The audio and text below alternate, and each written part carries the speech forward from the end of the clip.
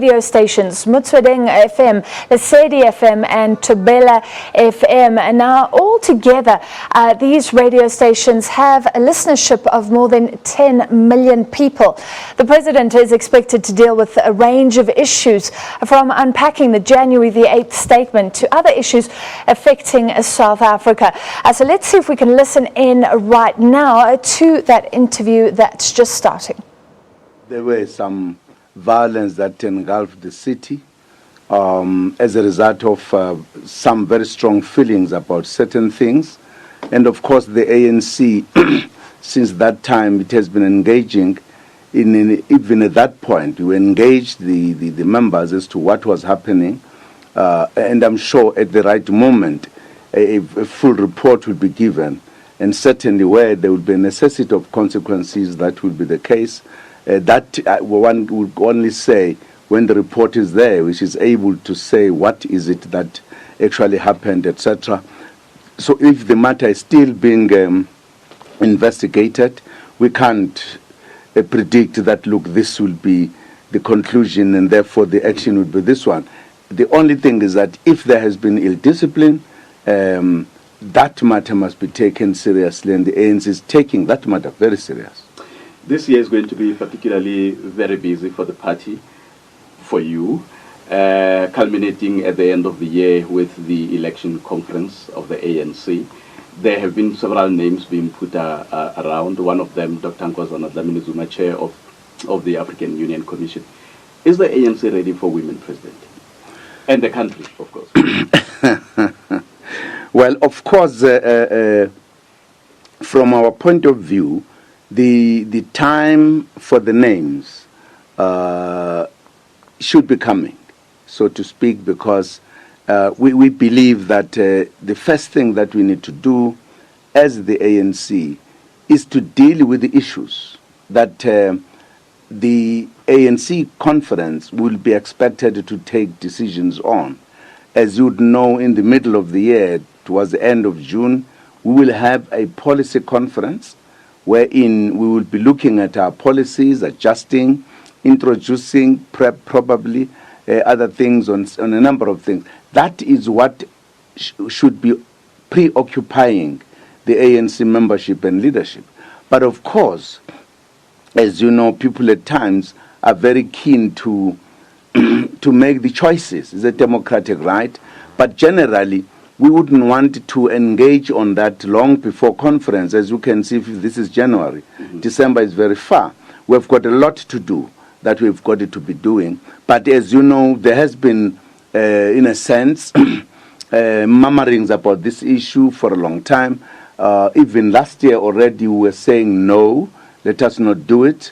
To those who are making kind of pronouncements, we are still saying, no, this is not the moment to do so. Is that sign of ill discipline?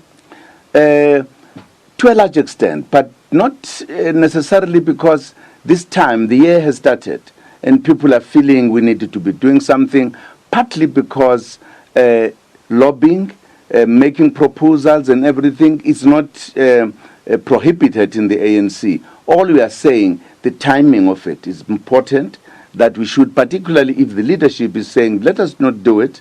But I'm sure in this case, one of the difficulties is that at times some of the colleagues or comrades who are in the leadership, they have also made some pronouncement, which makes it very difficult. So that you can't say to lower structures only. That's why we keep on saying no, even to those who are senior. Please, this is not the time. We'll keep on doing so as a leadership to ensure that this is kept under control. Just to complete your question whether the ANC or the country is ready for a woman president, I think it is. You would know that the ANC has led the charge insofar as promoting the empowerment of women, and they are in very key leaderships in outside of the government, within government. In the ANC, this is no longer the issue, really. It has been accepted that they can hold any other kind of position, so that is not an issue at all.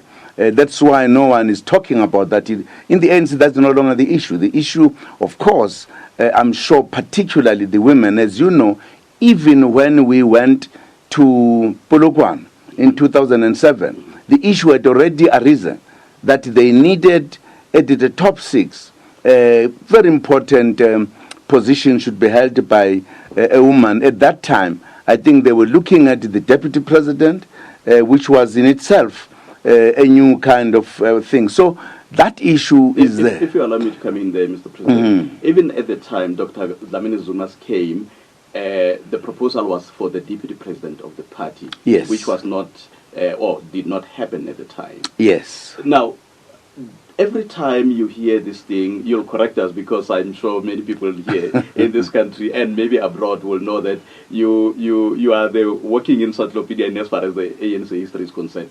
Every time people say, but the tradition says the deputy president must become the president of the party. Help us to understand that.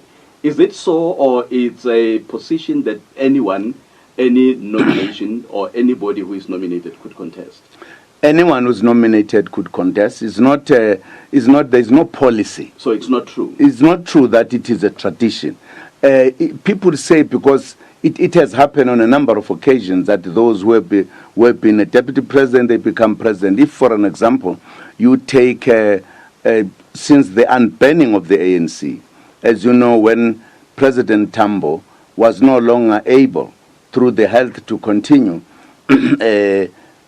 President Mandela, who had become the deputy of President Tambo, he then naturally became the president.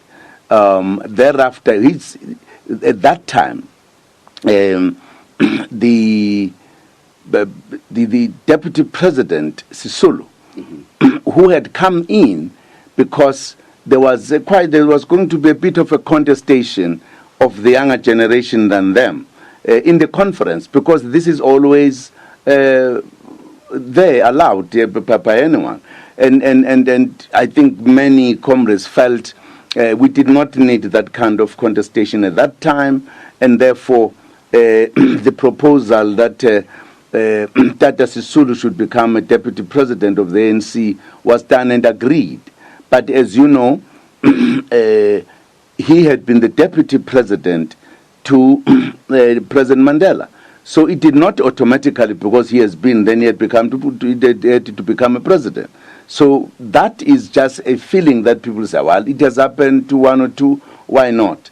It's a way people motivate for the names they would want.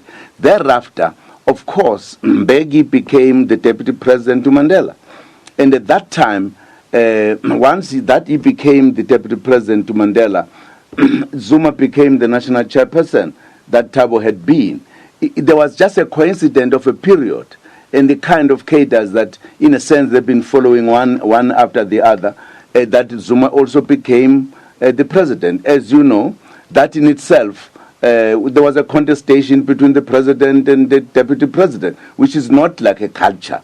But it tells you that democratically, there is nothing that says once you are a deputy president is then a foregone conclusion, because there has been contestation even at that point. Even in Mangaung, as you know, quite a number of people, I think there are about 3 comrades who were contesting for this position. So I'm just saying it's not a policy. It's not even like an accepted tradition as such. It has just happened that at a given time, certain people with the kind of understanding from other comrades felt, well, this one could follow, etc.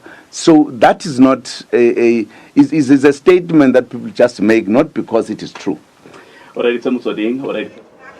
All right, that was President Jacob Zuma. Tonight he is addressing 3 SABC Sotho stations. Of course, that interview being conducted in English.